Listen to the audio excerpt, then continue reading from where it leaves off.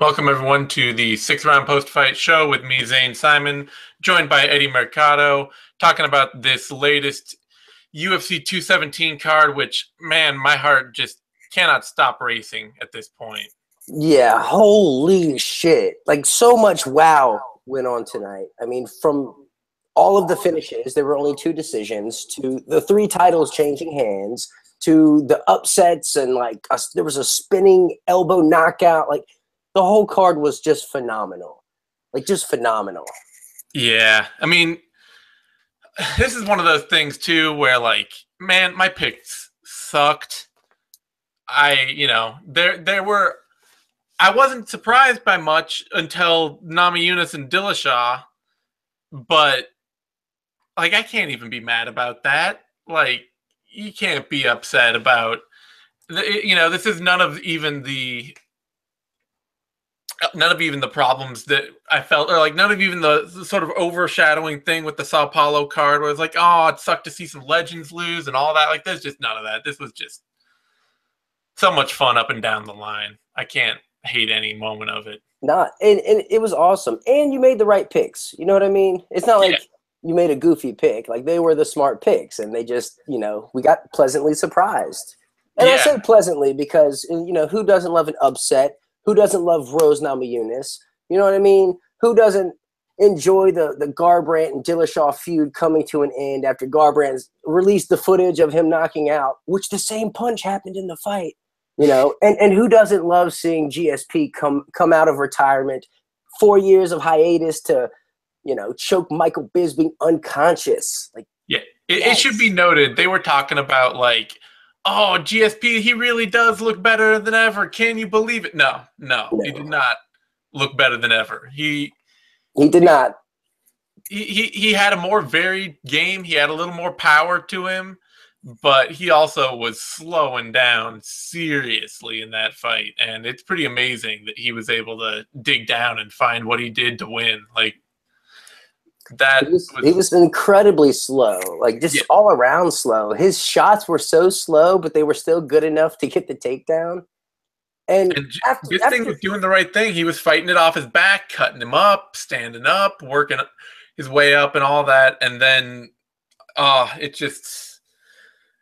it's so good to see. Because, there were rumors, too, when GSP left that he had, people were like, oh, man, he's taking some shots. And, he may have left because people were worried about CTE symptoms and stuff like that. So him coming back 4 years later, it was just like, I don't, do I want this at all? And for him to not get macheted is so good to see. Yeah, so good to see. That was the big fear here, is that GSP would come back and he would just be a brittle shell of his former self. And then we see another one of our heroes get knocked unconscious in front of us, which absolutely sucks. As a fan, like, no one likes that. So, this was awesome. And, like, going in, initially, I picked Bisping to win this because, more active, 4 years off. Like, how do you – but, like, I put that down on my staff picks, and then I went away. And I thought about it, and I'm like, 4 years ago, I would never pick Bisping to beat GSP, ever. Like, not even joking about it. I know. So, like, 4 years down the line, I find myself in the inverse situation. Like, how am I going to pick GSP to win coming off of 4 years? But then I'm like, you know what? Even after 4 years, I will never pick Bisping to beat GSP. Like, I refuse. I know.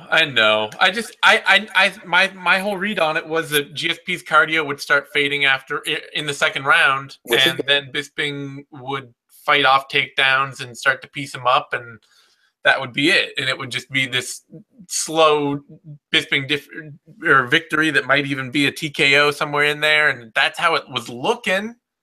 And then GSP, he just pulled it out of nowhere. I could not be more pleased about that at all. He's a champion. Bisping is champion. He was a ton of fun, but I'm not mad about this. Hell no. GSP has the heart of the champion. You know what I mean? Like, he is one of the greatest. Like, I cannot. He pulled a Randy Couture, right? He pulled a Randy Couture. I love it. I absolutely love it. And new. and new and sounds very temporary because like too the moment they asked him, they're like, so are you staying at 185? And all he could say was like, well, 185 is not my weight class. It took me a while. I'm a natural welterweight. And it does sound like he did kind of throw in a little like, now I can do this and I wanted to make the challenge and all that, but it's like, well, are you going to do it again? Because if you're not, then you just grabbed a belt that you're immediately, he's probably going to immediately jump on like a Tyron Woodley fight or something like that, do a champion versus champion matchup, and then vacate that belt. Which is fine. I mean, Conor McGregor's doing that, and I feel like GSP has earned the right to only chase money fights, and if he picks up titles along the way, then fucking cool. Yeah, and in the meantime, Robert Whittaker may be left facing Luke Rockhold. And that's fine. I'm fine with that as well. But man, GSP came back and he won. He choked Michael Bisping unconscious. You gotta live in this night. Like, you really can't look down the road, and even with potential like, oh, the title is gonna get screwed over still again and all that. You can't focus on that. This is too much fun. In the co-main event, TJ Dillashaw knocks out Cody Garbrandt.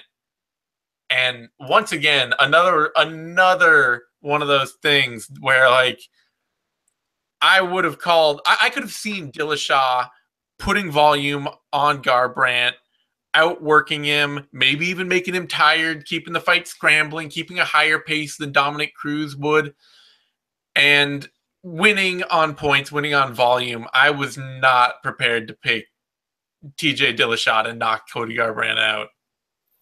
Yeah, that was crazy. Unexpected. And he came back because he got dropped. Dillashaw got dropped there at the end of the first round, and it looked exactly like the video that Garbrandt released, except HD, high definition, like filmed with an actual camera and not like a mirror and some spoons and like whatever that first video was filmed on. But damn, Dillashaw just regained his composure, reset, came back, and wow, like I didn't see that coming. He dropped him twice. He dropped Garbrandt twice. And I don't know if Garbrandt just was disrespecting Dillashaw but he got caught. And I mean, it's not the first time Garbrandt's been knocked out. We've all saw his amateur fight where he got slept. Sure, but amateur stuff, like the ability to have been knocked out before is a lot less meaningful than generally being a dude who does not, like in his pro career in hard fights, he's never been knocked out. Yeah. But this is also the best striker he's faced. Yeah, no, I mean, like I was talking about this with Connor on the Vivisection. Literally the only meaningful piece of footage that you had to look at this fight from was Cody Garbrandt versus Dominic Cruz, because neither of them have ever faced an opponent anywhere near similar to one another except for Cody Garbrandt facing Dominic Cruz. And Dominic Cruz's slight similarities to TJ Dillashaw in footwork. Like, that's it. There's nothing else to look at here and say, like, you can't compare Cody Garbrandt to Renan Barão. You can't compare him to Dominic Cruz. You can't compare,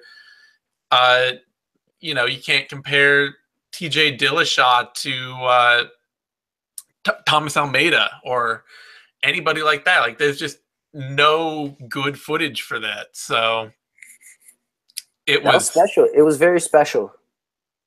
Very special. It was a cool fight, and I mean, I do think there may be a chance that honestly Garbrandt came in just with the more emotional chip on his shoulder, feeling like he had an invested need to beat Dillashaw. Whereas Dillashaw came out looking fluid and relaxed and just fighting his fight. And, like I think Team Alpha Male takes this feud with Dillashaw and with Ludwig way more seriously than Dillashaw or Ludwig take it.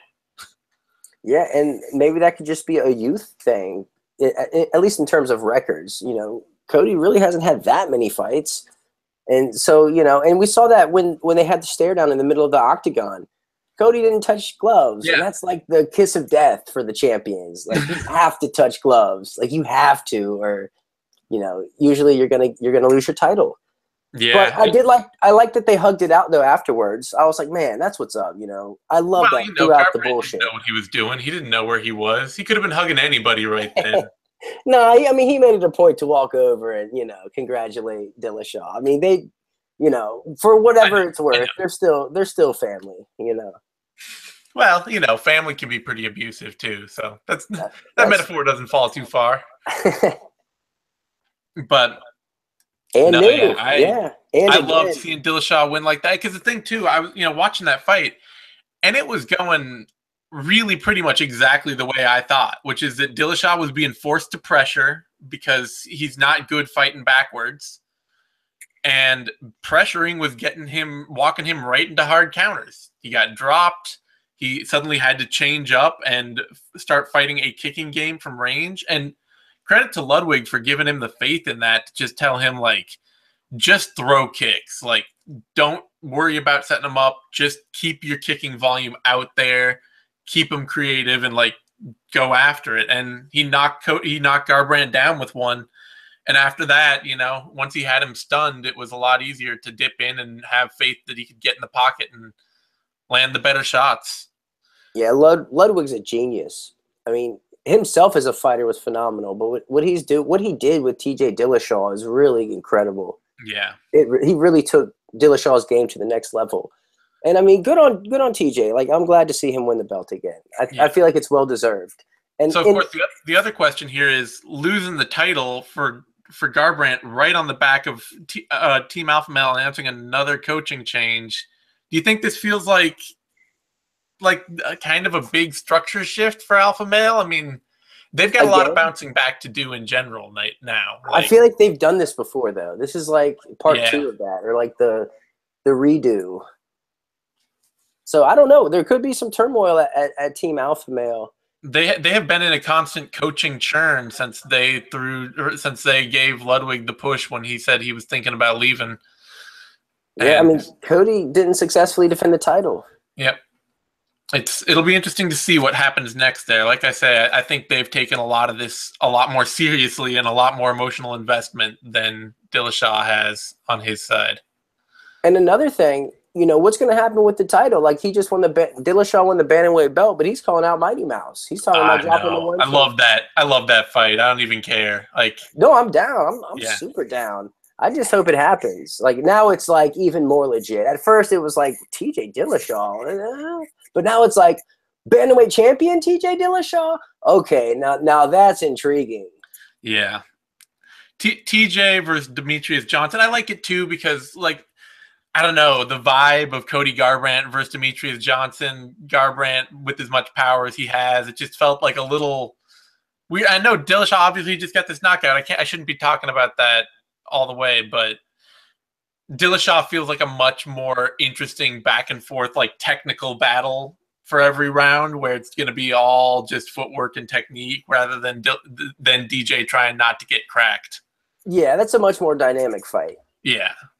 TJ's a dynamic striker. He really is. Like, he's chopping people with his head kicks. For that, Rose Namajunas takes the women's strawweight title from Joanna Jędrzejczyk. And of all the fights tonight, man, I was sure Jędrzejczyk had this in the bag. But nope, not even close. Like, not even a little bit. The stare down was intense, and it was just a sign of things to come. Rose showed the fuck up. Yeah, maybe too, this is a sign that Joanna didn't give Rose nearly the respect she should have, and nearly the respect that she gave somebody like Andrade. I mean, I know that Joanna didn't give Rose nearly the respect she should have. Yeah. And because, I know that Joanna has always been able to be tagged up a little bit early. Andrade caught her early. Kowalkiewicz, she's absorbed some strikes early in fights. But I really feel like against Andrade, she was really looking to, like, land a couple shots, get out of the way, use her footwork, stay mobile. And in this fight, it felt like she was much more willing to just, like, I'm just going to stand in the pocket and trade. And I trust myself that I can land the better shots here, and that was not a smart move. Yeah, I don't think she thought that Rose hits as hard as she actually does. Yeah. And it did her in. She got dropped. She gets up. She gets dropped again with a beautiful left hook, I think. Yeah. And then Rose just did not give her a chance to recover that time. She tapped the strikes, man. I mean, yeah. I love Joanna. I've loved watching her fight ever since the moment she got signed. But you can't talk all the shit she does and tap the strikes. That is gonna haunt her. Just it definitely hurts the shit. It's hard to talk shit when you tap the strikes. Exactly. I watched Phil Baroni throw a punch at a referee because he stopped it due to a TKO, and Baroni's like, I didn't tap. You don't stop the fight, and he like punched Larry Landless from his back. Like, people don't like tapping from strikes. Like, it's frowned upon almost. Like, if you want to tap the strikes, as far as I'm concerned, tap the strikes. Like, no shame here. I'm not getting in there. So by all means, tap the strikes.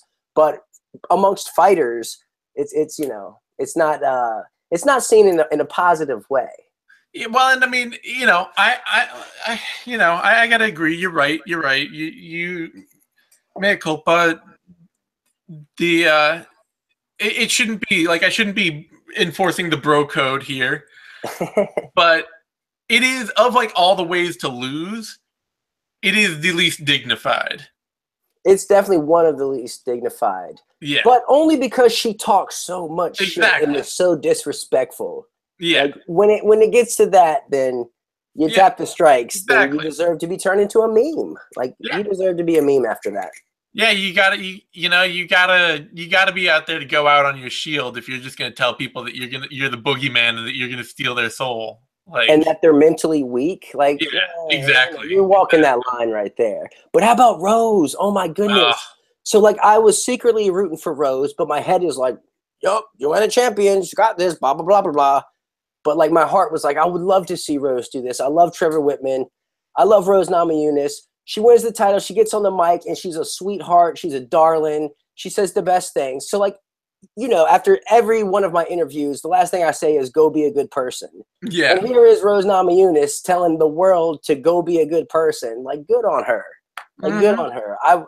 And you know what? I actually disrespected her striking before she got to the title fight. I said that I was scared for her. I didn't think she was polished enough on the feet to deal with the upper echelons of the strawweight division. And I was fucking wrong.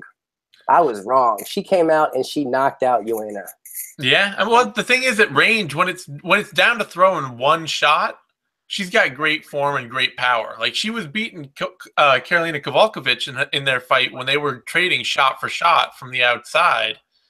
It's just that she hasn't been necessarily the most polished combination striker in the past. And she is, and there was some questions. Like, for me, I was worried about her hand speed a little because she's so long that it seemed like other fighters in the past have been able to get inside of her. And, if they can dodge the first strike, they can outland her. And frankly, that was kind of what was going on in this fight too. Joanna was willing to step in combination, partially because Namajunas would throw like one long strike and Joanna would step in and answer with 2 or 3 that were a lot faster. But she just didn't have, she did not see the power coming. She didn't give the amount of respect she should have for Namajunas' technique on those single shots she throws. And the big thing that makes me happy, I mean, I get being a good person is really nice and all, and credit to her for that. I love it for what it's worth. But the real prize to me is not goodness and kindness. It's that it blows the strawweight division wide open again. Because it really does. Claudia Gadelha, Jessica Andrade, Karolina Kowalkiewicz, they are all back right in position for a title shot again. Yeah, and they're interesting. And I mean, are you picking Rose against some of these ladies? Jessica Andrade would be a hell of an interesting fight. Like, man, that's super interesting. Like, I yeah. definitely want to see that. I definitely want to see that because Andrade, she showed up big time against Gadelia in that last fight. Yeah. Oh my God, that was intense. So putting these two strikers together, I say strikers, but you know, Yeah. wow.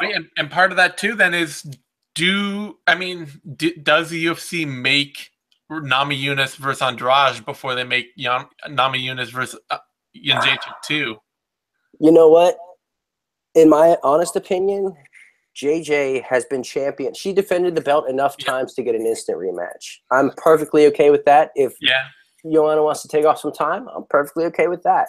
You know, I respect the shit out of her, and just watching her progress in the sport has been awesome. You know, even though she just lost the belt, like I'm still a huge probably fan. all come back to it'll be kind of a Dominic Cruz thing probably, where it's just like, how quickly do you want to fight again? You know, because if Dominic Cruz had been like, oh, I'm getting right back out there after his loss to Cody Garbrandt, you know, he was talking about being right in line for a title shot again, even without having won a fight.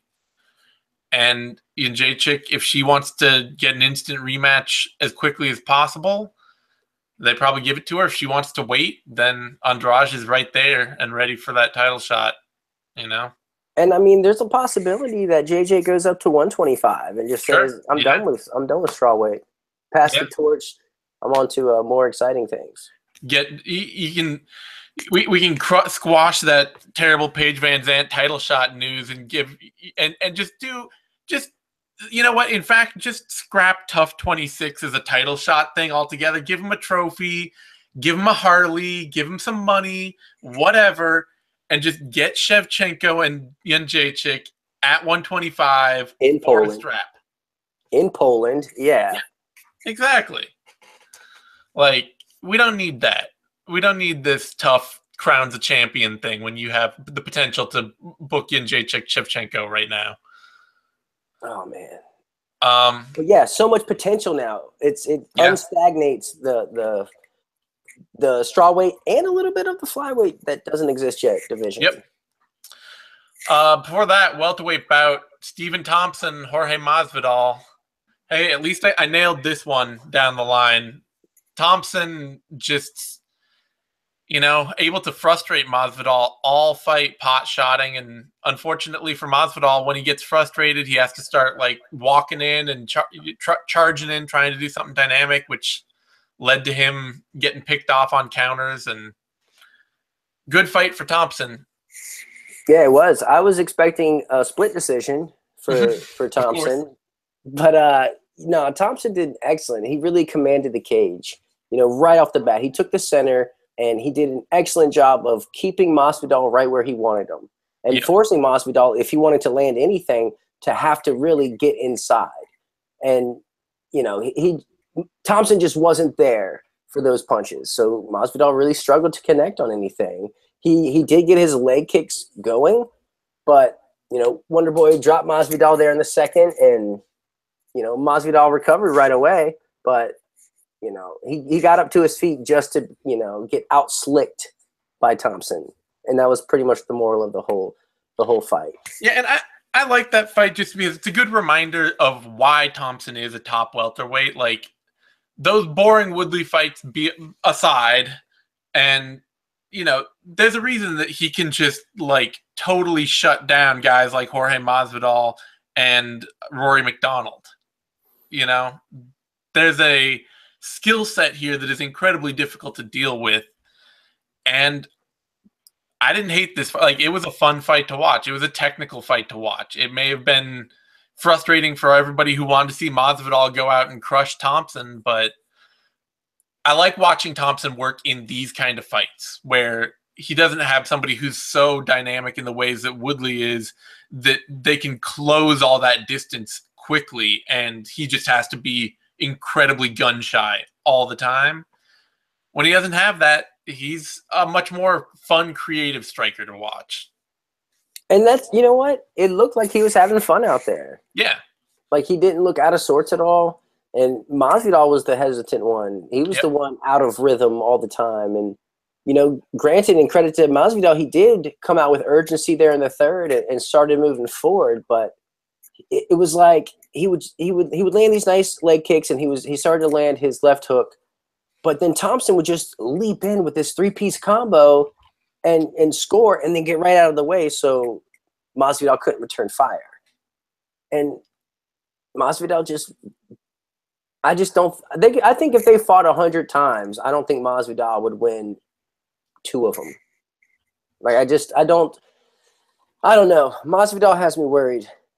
Well, as far as being like an elite title contender, Masvidal's the same guy he's always been, kind of, where he's the young veteran, as Conor McGregor or as Conor Rebish calls him, where it's like he knows how to win, or he wants to win exchanges, but his style isn't made to like beat elite competition that well. It's not made for round winning.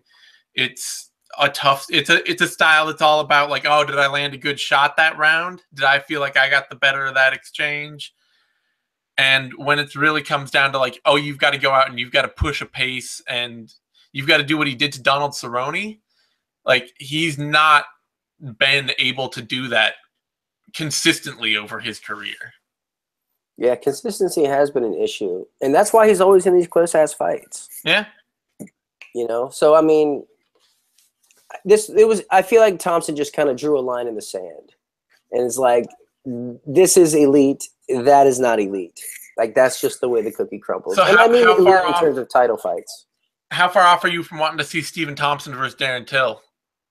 Oh, I mean, I would have rather seen that than this fight. What do you mean? I want to see Darren Till fight everybody now. Yeah. Like, anybody versus Darren Till is awesome. Darren Till will never do boring.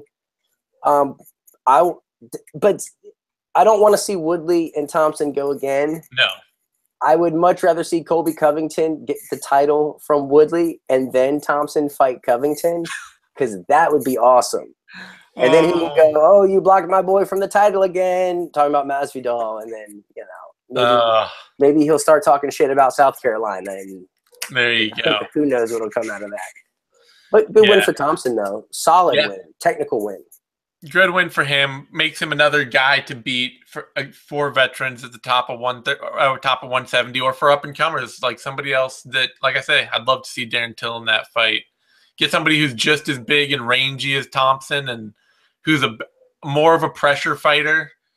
And I'd love to see that. Man, the potential for just some dynamic, flashy shit going down just goes through the roof.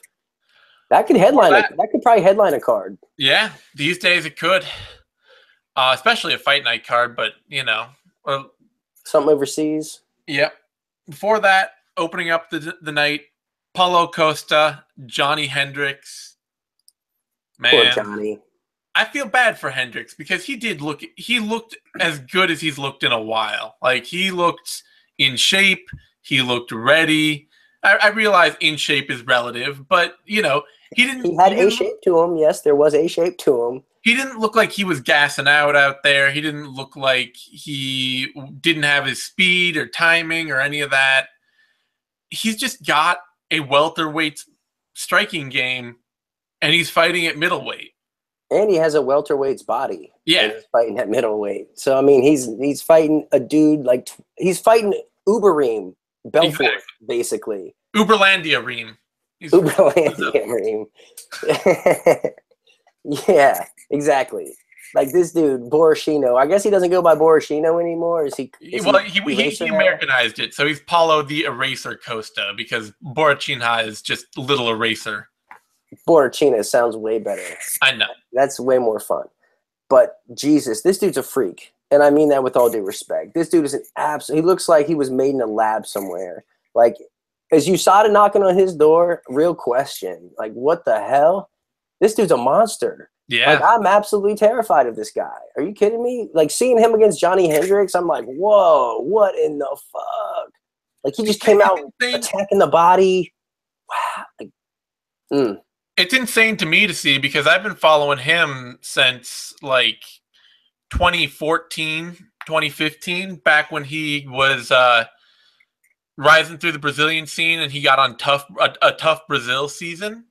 And he was just this, like, really exciting, powerful athlete who did not have any real technical depth to his game. Like, the thing he was best at was some scrambling grappling, but it wasn't consistent at all. And then he went back to the Brazilian scene after losing out on Tough in 2014, and he just put together this super Alistair Overeem-esque kickboxing game. Just powerful hooks and body kicks and this very stalking, like, come forward pressure style, very much a bully. And it's technically gorgeous offensively. And this fight against Hendricks was great to see because, you know, Hendricks, like I say, he was there. He was throwing power back. He was winging. He was trying to find an avenue. And this is the most, like, controlled, consistent, and defensively sound I've ever seen Costa fight, where he just did not overextend on anything, did not let Hendricks have one moment to get back in that fight. It did, and it looked a lot like when Overeem fought Brock Lesnar. Yeah. Like, he comes out launching these beautiful body kicks that land clean, then he starts switching it up to knees to the body, and then he comes out and starts punching the face. Like, this was a beautiful performance. Like, he picked apart Johny Hendricks. It was methodical. Yeah, I mean, if you're Overeem without Overeem's chin, like, that's a fighter to watch out for, you know? Yeah, as long as he can pass a piss test, like, you know. And I say that, but I'm dead up. Like, this dude, he is that physically gifted. Like, he looks like a bodybuilder. Yeah. He looks like a 90s era UFC fighter. You know what I mean? He does. He does. He's just out there, like, bench pressing and, like, you know, shadow boxing. Bandana even, maybe. Yeah, get him one of those tank tops that just goes over the nipples and, like, is cut down to, like, the belly button. Like the giant armpit holes in it. Yeah, exactly. Yeah, this dude's shredded, man, and he's scary, and he's a problem. And the middleweight division's on notice. Yeah. Straight up. Like, who wants to fight this guy? Who's lining up to fight him? For that lightweight bout, James Vick, Joe Duffy. You know, we all gotta get used to the idea that James Vick is a top 15 lightweight.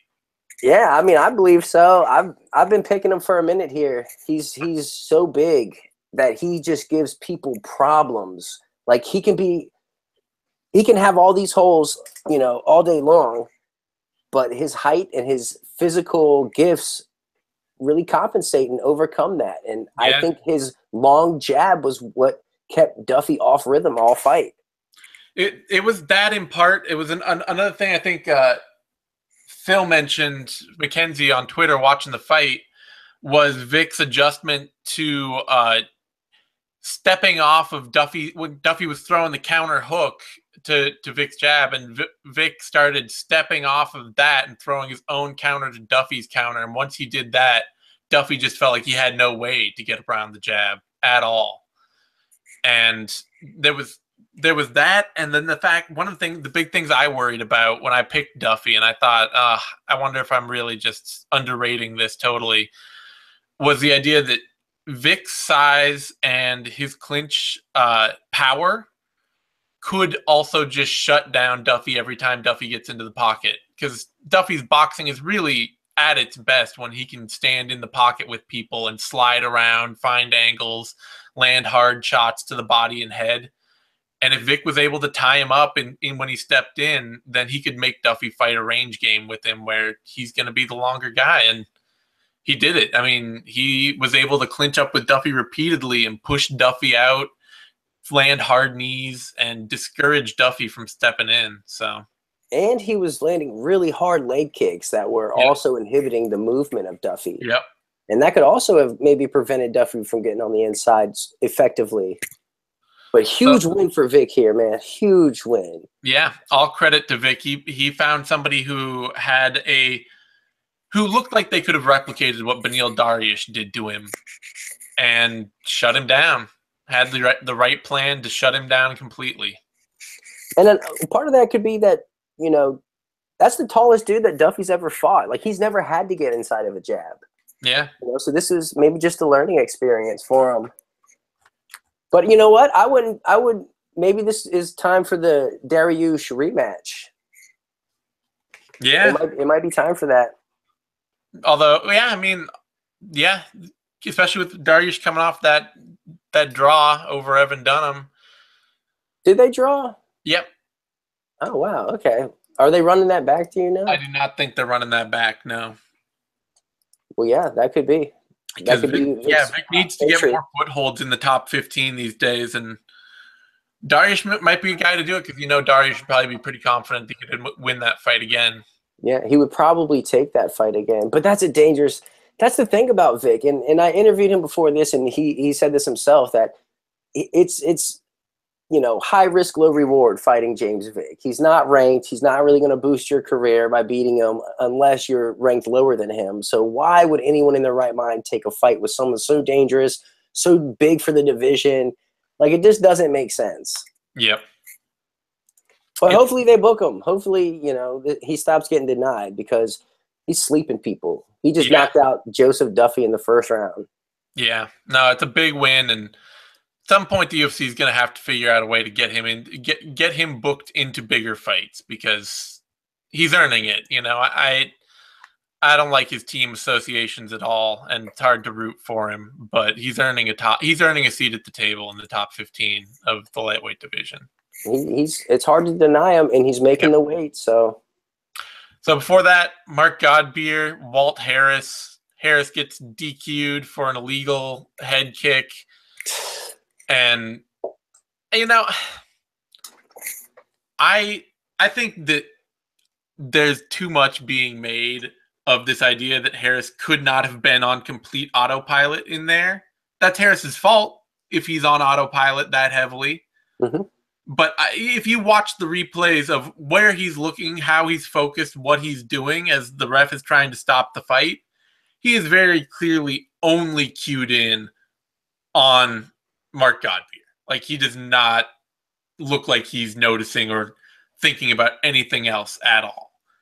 Yeah. I'll give him that, but that's also that's on you, man. Like, that's your problem that you got to solve then if you're that cued in. And he clearly kneed the dude low and then was like, "Oh, I thought he was faking." Like, you gotta know this shit, what's going on in the fight, Yeah, it's definitely tough because the referee should be jumping in to separate them. Number two, your job is to protect yourself at all times. Period. End of story. I don't care if you get kneed in the balls. That don't mean you put your hands down and turn your back and start walking away. It's true. Protect yourself at all times. So shame on Godbeard for not doing that. But this was like the head kick landed after the referee said stop maybe 3 or so times. Yep. Facts. Like, that happened. Was the head kick part of a combo that was already being thrown? Yes, it was. Yeah. And that's another thing. When you're throwing a combo, you can say stop and yell stop, but if you're already throwing the combo, you're already throwing the combo. If that were the bell, there wouldn't have been I don't think if the referee stops had been the bell, I don't think that it would have been called a late hit. Yeah. I think it would have been called an at the buzzer hit. Yeah. However, because it was, calling timeout on a foul, it wasn't seen in the same sort of light. So the DQ happened, it sucks. Could Godbeer continue? Probably. Did he take the easy way out? I mean, he's going to have to live with himself on that one. I can't say either way. I don't want to say that, though, because, that's really just, you don't know how hard, how badly a dude's bell's rung. And he's getting hit by 2 illegal shots that, one of which he was obviously just illegal, the groin kick, and the other of which, on his own fault, because he wasn't protecting himself, he didn't see coming at all. Like, maybe it didn't hit him that hard, but when you're not looking for or braced for something like that at all, man. But just even saying you're not braced for a kick in a fight, like, it's hard for me to even wrap my head around that. We know guys call their own fouls. But on top of this, though, like, he had 5 minutes to recover. You got hit in the balls. Take your 5 minutes and recover. Like, don't fucking just be like, oh, I'm done. Like, dude, you got hit in the balls. That sucks. Take your 5 minutes. And if you can't continue after that, fine. The thing is that they brought the ref in to talk to him. And if he says, like, oh, my head hurts. Like, they're going to stop the fight. Like, we don't even know what it is he said. Like, this is true. We didn't don't know what really he have said. to say, I can't continue. He could just say, like, I'm feeling dizzy. And they'd be like, oh, well, guy can't continue. Sorry. You know, fighter safety is number one. Yeah. So, you know, who knows what happened. But the DQ is how it went down. You think they rebooked this fight for the third time? I don't think they rebooked this fight. I think they just push. I think they just move Walt Harris on like he won, but not in a meaningful way, and he just gets some other dude, and Godbeer gets some other fight, and that's it.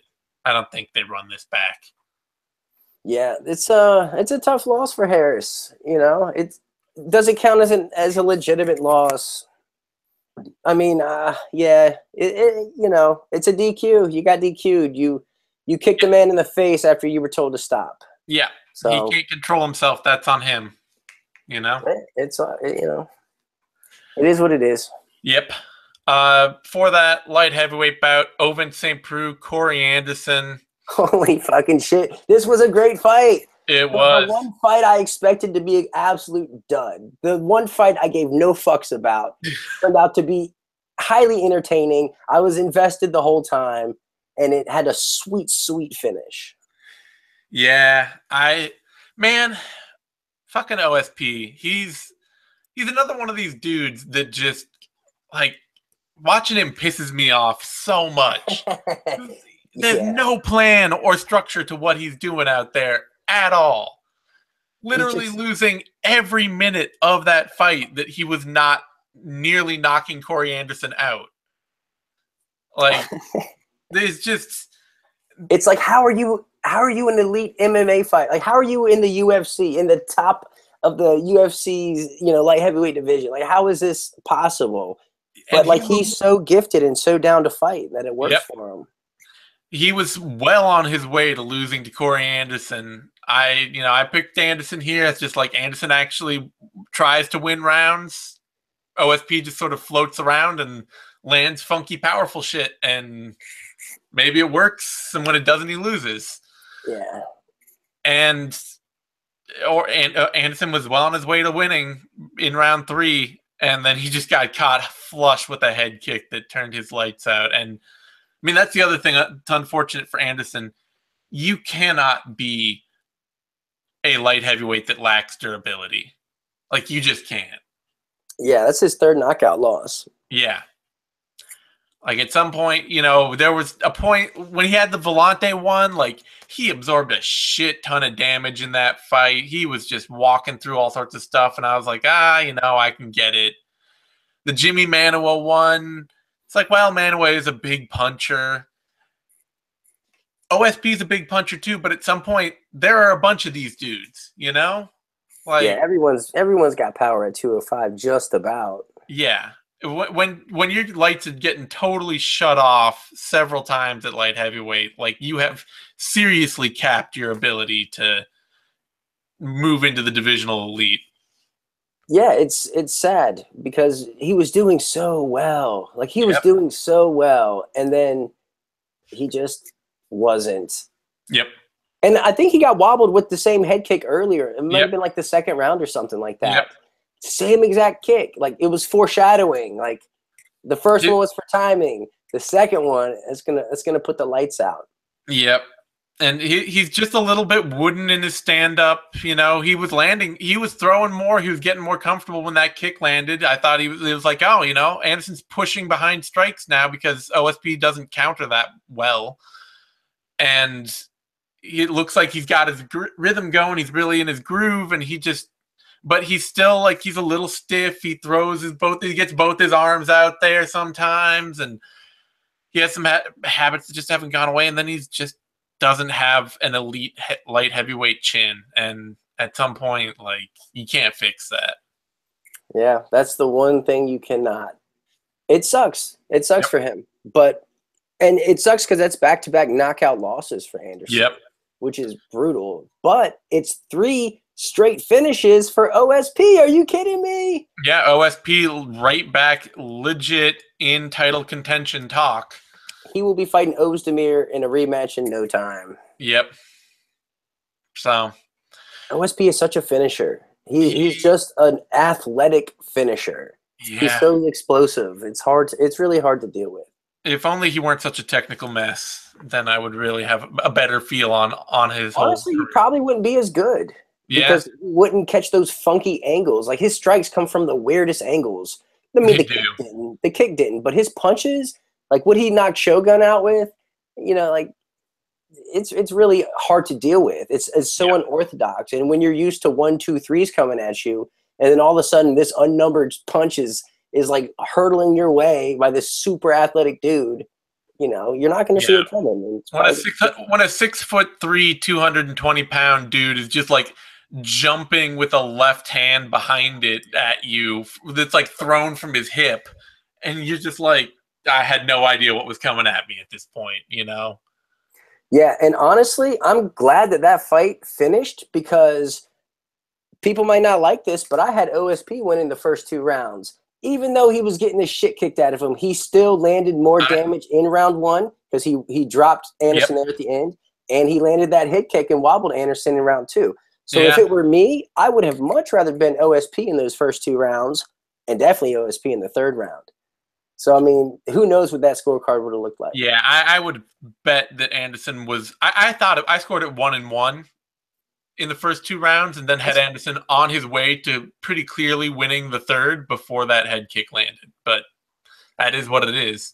Yeah, and OSP called out Latifi, which I think is ballsy and so much fun at the same time. Yeah, that's a fight between 2 dudes who just like – Latifi has very clear structure to his game, but it's all like, I'm going to do 3 things in the next 30 seconds, and then I'm going to wait 30 seconds, and then I'm going to do 3 things in the next 30 seconds. Like, it's just the slowest paced plan possible. That sounds like right up OSP's alley. It does. He would absolutely love that sort of pace. Yep. But Latifi's not getting Von Flue choked, so OSP is going to, have to come up with something different there. All right, welterweight bout before that. Randy Brown beat Mickey Gall, and this was 2 really inexperienced dudes in a cage, rolling around, making a mess, basically. Yeah, and it was interesting because I didn't expect Brown to go to the ground or have like any desire to go to the ground. And like when the match first started, Gall looked so out of sorts on his feet. Like I know. His striking's still terrible. It was the worst I've ever seen him on his feet, I think. Like he looked, I don't want to say scared, but he was really apprehensive and not really wanting to be on the feet against Brown. But then Brown went for the takedown, and Joe Rogan was like, why would he do this? But then like he holds top control for the rest of the round. But that was a mistake. And then he did it in the 2nd round and immediately got swept, and Gall spent the entire round on top of him sub-hunting. But is it actually good enough to get any submissions on somebody who has experience in a fight? And in round 3, Brown went right back to the takedowns and spent the whole round on top of Gall again. It was a weird-ass fight. In part, I think what is, as sketchy as Gall's striking looks, he does still have surprising speed and power in his hands. And I honestly think early, like, Brown was piecing him up, but Gall caught him a couple times.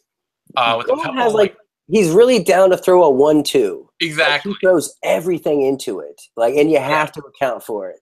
I think Gall caught him hard a couple times, and I think that was where Brown was just like, you know what, I'm just going to take this dude down. Like, I don't need to put up with this.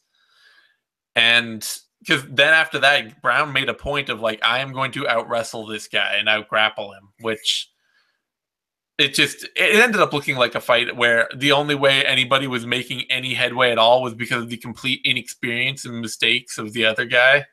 Yeah, it was almost like a Dana White Contender Series fight in that regards. But credit to Brown, though. He did split the wig of Gall there in the 3rd. Once he caught him with that uppercut when Gall had this sloppy shot, and then followed up with mean ground and pound. Yeah. That was probably the highlight of the entire fight. But probably the worst fight on the card. Yeah, sure. It was interesting because it was a hyped prospect meeting reality, but it was very much like it's the kind of fight that is usually filler on an LFA card, Yeah, but we definitely learned a lot about Mickey Gall here, though. Yeah. And I think what we learned is he's not that comfortable on his feet, and like you said, might not be that good on the ground against experienced grapplers. He's insanely uncomfortable on his feet, if we're really putting it properly. And he's uncomfortable off his back, which is a really bad thing.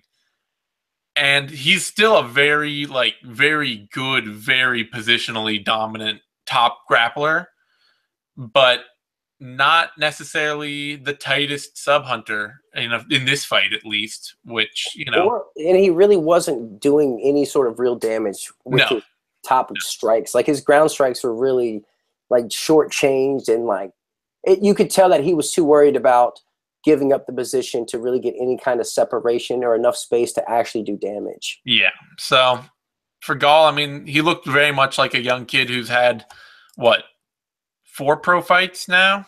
Yeah, or he's 4-1 now? Yeah. So he looked like a kid who was walking in with 4 pro fights. And Brown, you know what was nuts is he got away with so many fouls in that fight. I know. 10 fence grabs, glove grabs, the whole 9. It's like, what in the world do you have to do to get a point deducted if you're not, and one of them was used to set up a guillotine attempt. Like, the ref was yelling at him, but when do you take a point? Yeah. Brown, I'm still a little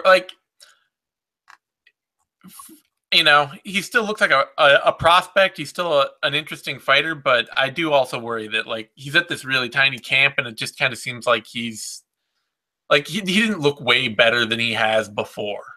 This looked very much like the same fighter who lost to Bilal Muhammad. And that's not great to see. Yeah. I mean, small camps are a double-edged sword. Yep. It really depends on who your head coach is. Look at Mighty Mouse, but then look at other people who are just at such small camps, like a lot of the Explode guys.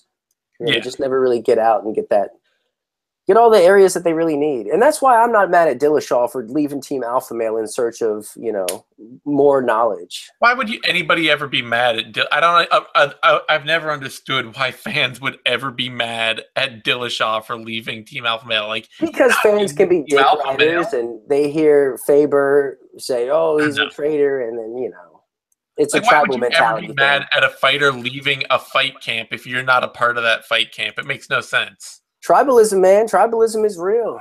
I know, but whatever. What? We got Bloody Elbow fans. What do you mean? I know. Okay, let's before we alienate that fan base. Heavyweight battle: Curtis Blades, Alexei Oleinik. Another funky ass fight. I don't even. This is another one where they got it right in the end, but this is one of those things where, Blades threw that super grazing illegal kick that landed on Oleinik's ear. And then it's the thing where the doctor comes in and is like, "Oh, are you hurt?" And the guy just says, fighters say "Oh, I feel dizzy or my head hurts or something like that." And they stop the fight. That's what it seems like to me here too is. Well, at first glance, I'm like, man, he soccer kicked him in the ear. Come on. This is bullshit. But then I start thinking, soccer kick to the ear, that's your equilibrium. You know what I mean? So if he's dizzy because he got soccer kicked in the ear, I can't be mad at him for that. True. That's legit as fuck. And to see him lose by TKO because of that is even more weird. So let me get this straight. Blades soccer kicks dude in the ear illegally and wins by TKO? Where's the justice in that? Well, they determined that it wasn't that the strike couldn't have caused damage. That was what they determined. And so if Oleinik says he couldn't continue and they don't think that the kick to the ear did any damage, then he quit and that's it. But yeah. That's the thing with bringing in a doctor to quickly ask somebody if they can continue in the middle of a fist fight where dudes are getting their bell rung.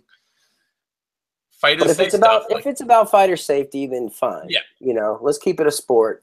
And if we have to stop fights early to keep it that way and to keep people, from really getting seriously hurt, then, whatever. But it was just really weird to see someone win when the last strike thrown was an illegal soccer kick.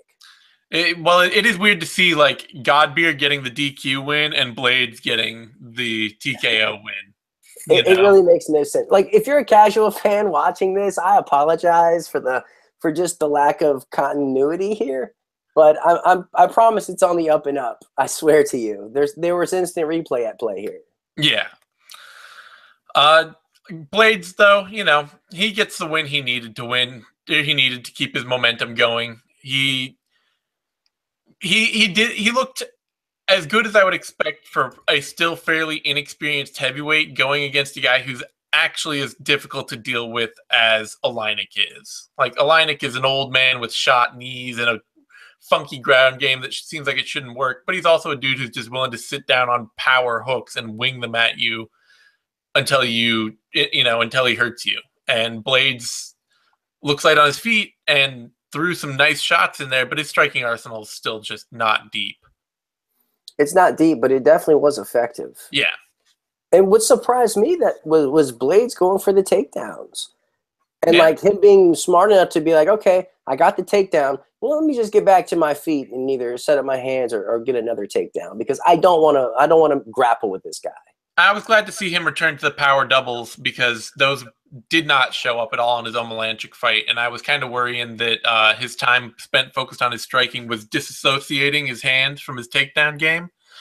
So it was good to see on that note, especially, that he could go out there and hit these big power double legs while working a still active boxing game. Yeah, it was fun to see, and it was a fun fight. I mean, it really turned into a brawl there at the second round. Oh yeah, it really was a brawl. It was a fun back and forth fight.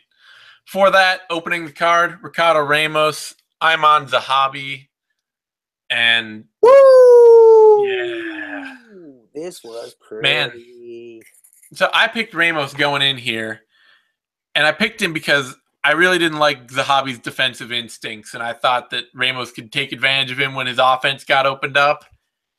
That did not happen for like 95% of this fight. Zahabi swarmed Ramos, who kept ducking into the same damn uppercut every single time. Zahabi must have landed 50 of those uppercuts, because Ramos always tucked his chin back like this and just like right into the punch under the armpit. That was like his defense for the jab was to duck his head. Yeah. Zahabi just zeroed right in on that and was just cracking him repeatedly. And he was looking good. I thought Zahabi was doing really well with his jab. Like he was looking sharp, but the second he had Ramos's back to the cage, Ramos timed him. He threw the spinning elbow the first time, got his timing, and then went for it full blast and got it there on the second go around. Holy shit. What a knockout. Beautiful KO. It looked like he broke Zahabi's jaw. Like, I wouldn't be surprised. I mean, Zahabi was way out cold. Crazy way to kick off UFC 217. Yeah. Gorgeous. Ramos, he continues. He has a lot of stuff he needs to work on. Obviously, he's still an amazing grappler. Zahabi could not handle him on the mat when he tried to hang with him there. Yeah, he gives me a Charles Oliveira feel. Yeah, he's got that Charles Oliveira feel. Like, there are some big, obvious holes in his game where you're like, man, everybody should be able to take advantage of this. And then, Charles Oliveira goes out and beats Will Brooks. And you're like, shit, when you're that dangerous, who cares? Yeah. Exciting, though. Definitely exciting. Awesome bantamweight added to the division. Yep. Overall, just an amazing card. Cannot rant about it, talk about it, anything, think about it enough. I'm going to be up all night thinking about it probably. Oh, there's no sleep for me tonight. GSP is UFC champion again. 4 years. Middleweight. I know, at middleweight. Maybe he'll never fight there again in his career. We have no idea. Still, craziness. We have TJ Dillashaw is champion again at bantamweight, really driving home and cementing the Dominic Cruz, Cody Garbrandt, TJ Dillashaw three-way feud that division has now been percolating on for years. The trifecta of footwork. Exactly. And Rose Namajunas, she takes over the strawweight crown. Joanna's going to... this is just going to make Joanna meaner. which is awesome. Yeah, she's just going to be hungrier for whatever comes next. And you know what's funny? When it happened, my girlfriend was like, you win more or you learn more from the losses. You got to lose to get better. And I was like, yeah, I guess that's true as long as you're not Floyd Mayweather. But, you know, to her point, like, I expect Joanna to come back a whole lot better, a whole lot more mean, and a whole lot more just vicious. Yeah. But real quick, what are the chances that GSP drops down to welterweight to fight Conor McGregor? Oh, God. Higher than I want them to be. What bigger fight? It is non-zero. Non-zero. Is it an imaginary number? It's more than 0%. It's all real numbers. Yeah, all real numbers, which doesn't make me particularly happy, but if the UFC could pull that off, they would just be counting money for days. That would be so big. Do it in New York. So like it's not far from the Irish and it's not far from the Canadians. Oh, man, that's big. That's big. Yeah. All right. I don't even want to think about it anymore. So we're going to wrap this up. You can find me on Twitter at These Anytime. You can find Eddie on Twitter at TheEddieMercado. You can find both of us over at BloodyElbow.com. If you're watching this on YouTube, give us a like. That's a thumbs up thing down there. That helps us a ton. And subscribe to our YouTube channel, MMANation.com, DOTCOM. That's where you get all the latest Bloody Elbow shows, videos, news, analysis, all that good stuff we do week in, week out. We will be back next week for UFC Fight Night. Poirier versus Pettis in Norfolk. Norfolk. No, wait. No, Poirier versus Pettis in Pittsburgh. Never mind. No, it's in Norfolk, Virginia. Wait, what the fuck am I looking at? I don't know, but Norfolk, Virginia, 757. Okay, I'm seeing somebody changed. No, I don't know. Somebody screwed with the Wikipedia thing. So I. Oh yeah. Okay. So in Norfolk, Virginia, and. We'll be back with all our normal shows, videos, everything we do. Vivisection, care, don't care. If I did it, heavy hands, knuckle up, all that good stuff. Thank you, everyone, for tuning in, and we'll see you next time.